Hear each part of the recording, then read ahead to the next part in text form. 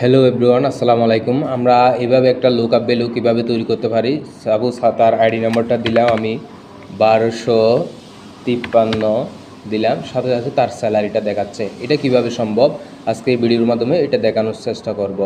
তাহলে আমরা এটা আমি কেটে দিচ্ছি।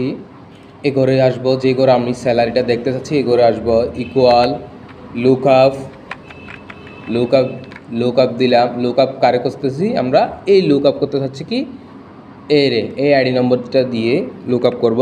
এর কমা দিলাম। কোথায় লুকআপ, কোথা থেকে করতেছি, এই যে নির্দিষ্ট এরিয়া থেকে করতেছি। এরপর ব্র্যাকেট ক্লোজ দিব, এন্টার প্রেস করব। নট অ্যাভেলেবেল চলে আসছে কারণ এখানে আমার আইডি নাম্বার নাই।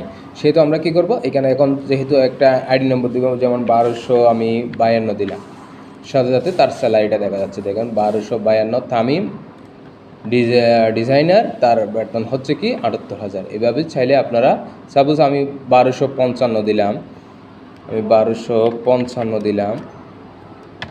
দেখেন সাথে সাথে পরিবর্তন হয়ে গেছে। এভাবে চাইলে আপনারা স্যালারি শিট লুকআপ ভ্যালু করতে পারেন। ভিডিওটি ভালো লাগলে লাইক কমেন্ট শেয়ার করতে ভুলবেন না। আসসালামু আলাইকুম।